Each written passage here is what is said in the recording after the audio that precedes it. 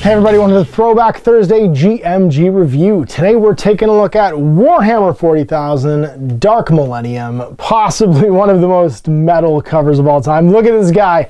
Look at his lack of neck, his shoved together arms, his giant pauldrons. Oh, what an age to make art. This is a fabulous cover. I believe it's John Blanche. What does it say? The cover is John Blanche. Oh no, Jeff Taylor actually. Jeff Taylor. Beautiful, like, just, I think, iconic of the era piece of art. Back cover here we have, you know, two absolutely enormous for the edition's armies of Ultramarines and Blood Angels. And we have a black and white with some color sections expansion to the game. So this was almost like there was a formula being sort of like created at the time at Games Workshop. You had a big box game, it had most of the rules in it, and then you had a supplement that had kind of the advanced rules section in it. That's what Dark Millennium is. Kind of like Battle Magic was to Warhammer Fantasy Battle at the same time, 4th and 5th edition. You had Dark Millennium for 40k kind of doing the same thing. What did it introduce? Well, it introduced Psychers, a expanded Psych phase, along with a card deck, and this did come in a box set. I think 14 by 14 inch square box set, just like Battle Magic did, with tons of cardboard, all your psychic power cards, your warp deck, more vehicle cards for extra vehicles, and then additional cards for your strategy rating and strategy cards, and then expanded rules for just Space Marine Dreadnoughts, and things like Grand Terminators, Demons, and Orc, and the various other like faction psychic powers. You can see here we're still very much deep in 2nd edition with some Rogue Trader miniatures here, a Genestealer Cult Magus, beautiful Eldar Wardlock, Old Weird Boy, Swooping Hawk Exarch with an Orc Freebooter Bad Doc, like a hand sewn to him. There's a beautiful Space Marine Librarian and Njal Stormcaller, of course, in the front cover. So, what did you get cardboard-wise? Well, tons of stuff. All your psychic power cards for every faction, your warp deck for playing. You'll see today in the playthrough, actually, the shuffling and playing of the warp cards. Your strategy cards. So this is 18 strategy cards that basically allow you to play with additional rules. Your vehicle cards. These were like war gear cards for vehicles. You get 4 Imperial, 2 Orc, and 4 General cards for anybody. Different counters for like the rad grenades, viruses, traps, and this was the Acquiescence psych power. And then your special templates. So the Crunch, which was a big Orc foot, Eldritch Storm, and Force Dome, which was a squat psychic power. The Death Wave psychic power, and then the Gate, which was you made a doorway you could walk in between. Hellfire and Machine Curse, and then Smite and the Firestorm of Tzeentch. So some additional templates and stuff too. It was, after all, the age of cardboard, and so every expansion came with tons of cardboard. And then finally, rules for Psychers. So you've got your powers. All Psych powers in the Warhammer 40,000 deck are in 10 different decks of cards. You had the Librarians for Space Marines, Inquisition for the Inquisition, Adeptus Astra Telepathica, the General Imperial deck. Then you had Orc Weird Boy powers, Eldar Seer powers, Squat powers, Tyranid powers, Slaanesh powers, Nurgle powers, and Tzeentch powers. You got a number of powers equal to your Psych level, and you would deal them out across the army, starting with the highest level Psycher. They would get to pick, and then your low level Psycher could end up with a power you didn't want or that did want. Once you dealt out all your powers, you could even have guys without any powers left. So now your disciplines were allowed to basically be like a primary one, and then you could have a certain number of cards from your secondaries as well. So Librarians could have primary Librarian powers, and then tertiary from the Inquisition and Adeptus powers. Inquisitors and Grey Knights from the Inquisition powers, and then Librarians and Adeptus powers. All you got for your Astra Telepathica Prime Psychers were Adeptus powers. The Squat Ancestor Lord could have from the Squat powers and Adeptus powers. Orcs got Orc powers, Eldar got Eldar powers. The Chaos Magus got either Slaanesh, Tzeentch, or Nurgle, and then tertiary from the Adeptus powers. Your Demons got Slaanesh, Tzeentch, or Nurgle, and then your Hive Tyrant and Genestealer Patriarch could have the Tyranid powers, and the Magus could have Tyranid and Adeptus powers. All right, so when you played the game, you basically decided how big of a psychic phase you wanted to have at the beginning with your opponent, and it was a maximum number of psych power dice being rolled equal to the number of psychers on the table. So the game you see today, we'll be playing with 3 psychers, we'll roll 3d6, and that's the Warp Flux.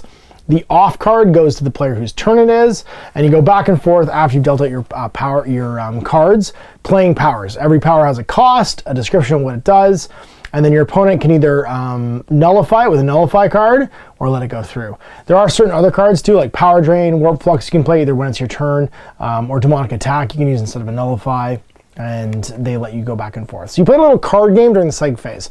Now what's really different in second edition from later editions is the psychic phase happens at the end of the turn. So you're really trying to use your, like, augment your boost powers during your opponent's psychic phase, so you can then use them during your turn. And then during your turn, you're trying to use your attack powers to kill your opponent, and he's trying to set up his, you know, like, support powers. So there was kind of an art to playing it that was more complicated than just kill each other as fast as possible, and I think we have a good sort of showcase of how that worked in the course of the game. The stronger your psychic was, the more they could get their powers off, so like, a level 4 couldn't be as easily dispelled by a level 3 or level 2. So there wasn't sort of this even playing field that there is today, and powerful psychics could literally dominate the game. But proportionally, they were crazy expensive on top of that. Certain librarian combos became really powerful, like for instance, the Space Marine Librarian with Twin Lightning Claws in Terminator armor, the Displacer Field was kind of a, and then Aura, Fire, and Iron Arm was kind of this like unkillable juggernaut behemoth character that was almost impossible to in-game kill and almost never died. But if you're playing that way, I mean, that's all you got. You're playing with a 300-point character that's got to get his points back over the course of the game. You got Ultimate Force, which means you could cast a power. They're really handy for the characters who were lower level trying to get off psychic powers against higher ones. And all of the special powers were things like Nullify cards, Destroy Power, Energy Drain, Reflection, Demonic Attack, Psychic Duel, and Ultimate Force. So there was some wild card stuff in there, and that helped offset a little bit having a level 4 Psyker just like run the table on level 1 Psykers. And obviously sometimes the level 4 Psyker just didn't get any Nullify cards, and that could help you too. So the Psychic phase was truly random. There were some kind of obnoxious builds, but other than that, it basically was like an additional phase that you play at the end of the game. And you'll see an example of it today. Psychic powers on vehicles and how they worked. And then commentaries on all of the various powers in the game. So the notable ones like Orb of Decay. And it gives you kind of an FAQ on how they get replied. Now, Weird Boys were totally different, and you're going to get to see one get used today, which is important. They drew their power from the boys around them, so they weren't as susceptible to like powers of the warp attacks, and their psychic powers were really like the gestate consciousness of the orcs versus drawing their power from the warp. They had all of their own rules to kind of accommodate that, but they might also edbang because so much power is being concentrated into one model. Every time you had to see what their WA score was, and if your WA score is 4 or more, you get an extra warp card, but on top of that, you got to roll. You roll a d6, you add your mastery level, and if you roll less than or equal to the current WA power, you have to roll on the headbanging table. And that could cause crazy things. You could barf, you discard a warp card of your choice. You could headbang though and explode. The heads of any models within d6 inches of the Weird Boy will also explode unless they can roll equal or under their toughness on a d6. So it gets crazy when Orc Psychers start like being around too many other orcs and there's combats and stuff going on, because you get I think it's 1 for every 10 or more orcs. Any number of aggression is 1. Up to 5 orcs is 2. 10 orcs is 3. Over 10 orcs or any number of mad boys is automatically 4. And if there's any hand-to-hand combat anywhere in the battlefield, plus 2. So if you got to over 10 orcs, you were at 4. Plus any hand-to-hand combat, you're at 6. Even a warp head could headbang in a 1 or a 2. And then the benefits of WAB power and Weird Boy Warpheads, you can't be demonic attacked because they don't really care about you because you're making your own psychic power. And then Mad Boys, and then, yeah, all of the extra bits and pieces for reminders and stuff too. Rules for Granite Terminators, they got their own rules about how they would basically be like a unit of psychers. Tons of beautiful like story stuff. Rules for Demons, and having psychic units, so your demons, plague bearers, and horrors. Because this came out before the Chaos Codex. So the Chaos Codex kind of overwrote this afterwards. Using support weapon batteries and vehicle squadrons, vehicle cards, your weapon point values for converting weapons that don't exist if you want to convert your own vehicles, Marine Dreadnoughts. So this is when it came in that the assault cannon had like an auto loader and didn't automatically like just jam every time you fired it. Rules for your missile launchers. Your multi-multi could be fired as a heavy flamer because you'd widen the beam. Twin las cannons, getting bonuses to hit. Rules for twin weapons. Power fists, having a tear attack against vehicles. And then finally, an updated victory points table. We've been playing this in the last game too. This was maybe the most important one because it meant that you earn additional victory points the more expensive a unit was. And as the game went on, things were crazy expensive. So being able to score 5 VPs for killing a 400-point model as opposed to just 2 made a huge difference in the swing of the game. And then finally the extended model range for all the stuff that was cool in here, like all the extra orcs. The warped being fired like a gun, which I thought was hilarious. Miner's holding a weird boy. Chris got this one. I found this guy, his banners converted and chopped off, but I found the Goth weird boy and gave it to Chris so he'd have an extra weird boy. Because he actually didn't have a weird boy yet for his orc collection, and he painted up for our game. I do need to paint up some of these Grey Knights. I have all of this. I have both these guys. I'm missing that rod and Psy Cannon arm. I have these arms for both of them. I, for some reason, don't have the Force rod or the Psy Cannon arm for these. I really want to use these Chaos Terminators because I really want to do a Rogue Trader Chaos Army at some point too. I love this Terminator Captain. He's super cool. I do have more than enough Grey Knights to make a full squad of Grey Knights. Thanks, Matt WB, for that. And then Eldar Dreadnoughts and Warwalkers. Good old plastic Land Raider. More Space Marine Rhinos. I like how even back then they didn't put the rails on because they broke so often. But they put the rail on the Predator that doesn't have a troop transporting capacity, which I think is hilarious. I have the turret for this. I'd have to convert the rest of it because I don't have the rest of these bits anymore. I've lost them to the sands of time.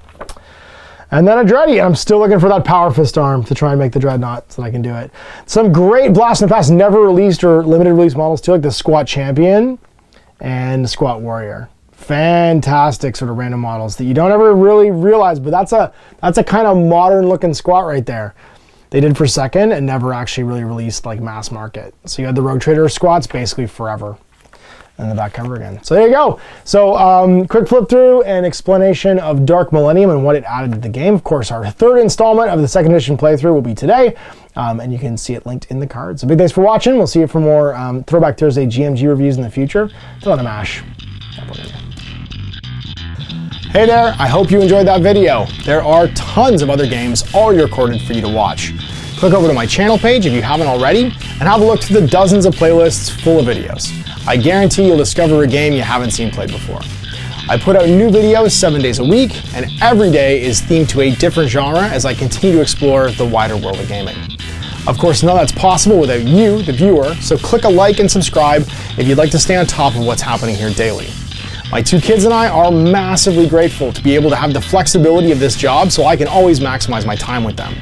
If you want to support me continuing to put out this content, it's only possible because of my amazing backers on Patreon who support the studio, equipment, and model cost, as well as being how I make the bulk of my living. You can also help out by buying a t-shirt through Spreadshirt, a measuring gauge or widget from Death Ray Designs, or buying one of my games and supplements like Last Days, Gamma Wolves, and Blaster. As a way of showing my appreciation, patrons get early access to new games and supplements that I write throughout the course of the year. Huge thanks for watching, it really does help out, and happy gaming.